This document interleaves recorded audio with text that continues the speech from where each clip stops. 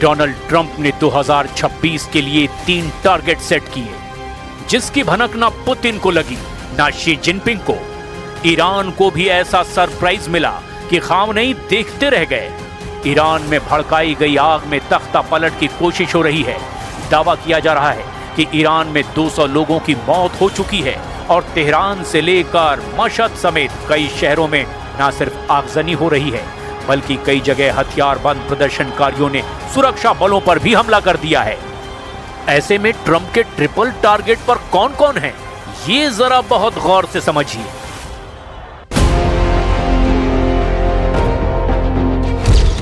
Trump का पहला target Venezuela, जो 2026 के पहले हफ्ते में ही ट्रंप ने हासिल कर लिया। ट्रंप का दूसरा टारगेट ग्रीनलैंड है, जिस पर वो बहुत जल्द एक्शन ले सकते हैं। ट्रंप का तीसरा टारगेट ईरान है, जहां प्रदर्शन की आग CIA और मोसाद ने लगाई है, ये खामनेई का इल्जाम है।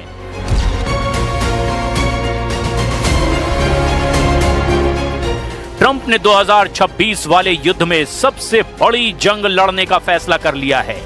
ट्रंप अब पिछली सदी की तरह इस सदी को भी अमेरिका के नाम करना चाहते हैं। रूस और चीन को पीछे छोड़कर ट्रंप फिर से MAGA यानी मेक अमेरिका ग्रेट अगेन वाले फॉर्मूले पर अपनी फेरारी कार सुपरसोनिक रफ्तार से चलाना चाहते हैं। ट्रंप ने जो बारूदी मिशन वेनेजुएला में दिखाया, वो तो बस 2026 का ट्रेलर कहा जा रहा है। ट्रंप ने 2026 का सबसे बड़ा एजेंडा तय कर लिया है। Be working with Venezuela. We're going to be making the decision as to which oil companies are going to go in, that we're going to allow to go in. So you're dealing with us directly. You're not dealing with Venezuela at all. We don't want you to deal with Venezuela. Nicolas Maduro को उठाकर America लाए जाने की तस्वीरों ने पूरी दुनिया को दहला दिया। ट्रंप अब एक अलग आक्रामक मूड में हैं। ग्रीनलैंड की बर्फ अब ट्रंप के गुस्से को देखकर पिघल रही है।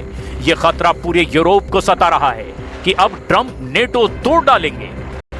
और तीसरा है ईरान, जहां प्रदर्शन की आग में ट्रंप तख्ता पलट वाली बिरयानी पकाना चाहते हैं और पूरे ईरान को वेनेजुएला की तरह ही कंट्रोल करना चाहते हैं। तेहरान से 40 किलोमीटर पश्चिम में यह है करज शहर का हाल। यहां दंगाइयों ने एक सरकारी इमारत को आग के हवाले कर दिया है। यानी ईरान में हो रहे प्रदर्शन का रूप वक्त के साथ साथ अब और भयानक होता जा रहा है। ईरान का आरोप है कि इस प्रदर्शन की चिंगारी अमेरिका और इजराइल ने लगाई है और ट्रंप के इशारे पर ही सब कुछ हो रहा है। ईरान के 2 और वीडियो देखिए। एक है तेहरान का सादताबाद इलाका, जहां प्रदर्शनकारियों ने पहले एक मस्जिद में आग लगाई और फिर वहां आसपास बहुत सी गाड़ियों को आग के हवाले कर दिया। यह सरकार के खिलाफ गुस्सा है जो अब हिंसक हो चुका है। वहीं दूसरा वीडियो तेहरान से 250 किलोमीटर दक्षिण पश्चिम के अराक शहर का है, जहां हजारों लोगों ने खामनेई के समर्थन में जुलूस निकाला है। यानी ईरान में दोनों तरह की तस्वीर देखने को मिल रही है। एक तरफ गुस्सा है और हिंसा है, तो दूसरी तरफ ईरान की मौजूदा सरकार का समर्थन भी है। آمدن ساختمان متعلق به کشور خودشون رو خراب کردن. مثلا فرض کنید فلان ساختمان دیواری رو خراب کردن برای که دل رئیس جمهور آمریکا خوش بیاد. ईरान के विदेश मंत्री अब्बास अराक्ची ने कहा कि ईरान में हो रहे प्रदर्शन अमेरिका और इजराइल के इशारे पर किए जा रहे हैं। वहीं सर्वोच्च नेता अली खामनेई ने कहा कि ईरान ऐसी हिंसक भीड़ का मुकाबला करेगा और इसमें पीछे नहीं हटेगा।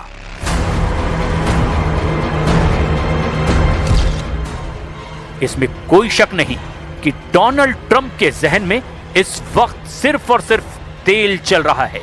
वो ग्रीनलैंड के प्राकृतिक संसाधनों के बारे में सोच रहे हैं, वो ईरान के तेल और गैस के बारे में सोच रहे हैं, और वेनेजुएला के तेल रिसर्च पर तो अमेरिका का कब्जा हो ही चुका है। अब ट्रंप भी इसके बारे में खुल्लम खुल्ला ऐलान कर रहे हैं। तेल के खेल में डोनाल्ड ट्रंप के आंकड़े क्या हैं, इस पर उनके दावे देखकर तो अमेरिका के विरोधी हैरान हैं।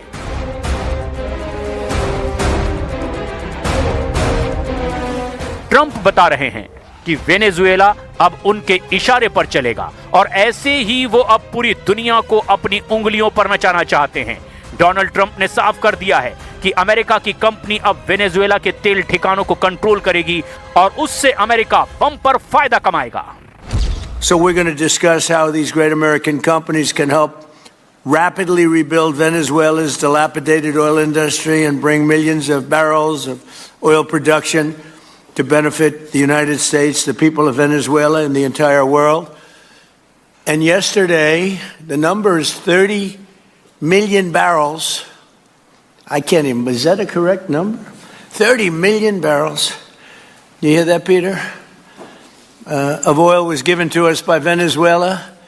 That's a lot of oil. It's about $4 billion worth, and it's on its way to the United States right now.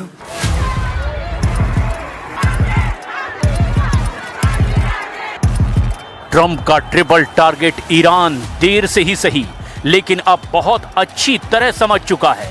Iran में तेज हो रहे प्रदर्शन का एजेंडा अब सीधे वहां के सर्वोच्च नेता अली खामनेई को बनाया जा चुका है, जबकि गुस्सा ईरान की बदहाल आर्थिक हालात का है, महंगाई का है।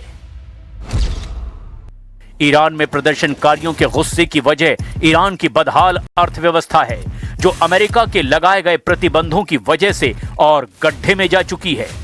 लेकिन बड़ी बात यह है कि ईरान में आर्थिक मोर्चे की जिम्मेदारी वहां के राष्ट्रपति मसूद पेजेश्कियन पर है, जबकि अमेरिका और इजराइल समर्थित प्रदर्शनकारियों की डिमांड है कि ईरान की सत्ता से अली खामनेई को हटाया जाए और वहां अमेरिका में रहने वाले रेजा पहलवी का शासन लाया जाए।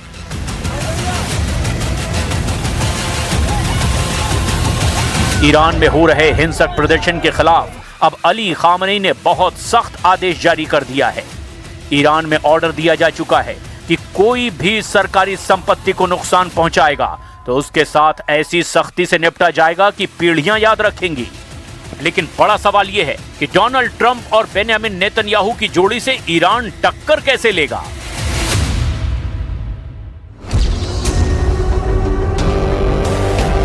ईरान में कई जगह इंटरनेट पर भी पाबंदी लगाई गई है। वहीं ईरान का दावा है कि प्रदर्शनकारियों की हिंसा में कई पुलिस अफसरों की मौत हो चुकी है। इसमें पाकिस्तानी आतंकी गुट जैश अल अदल के हमले भी शामिल बताए जा रहे हैं। खामनेई ने ट्रंप पर सीधा हमला किया है। खामनेई ने कहा कि डोनाल्ड ट्रंप के हाथ ईरानी लोगों के खून से सने हुए हैं। खामनेई ने कहा कि ट्रंप के खिलाफ प्रदर्शन हो रहे हैं, उन्हें अमेरिका पर ध्यान देना चाहिए।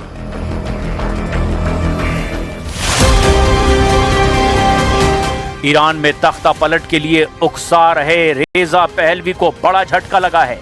ट्रंप ने पहलवी से मुलाकात करने से मना कर दिया। ट्रंप ने कहा कि अभी इसका वक्त नहीं आया है।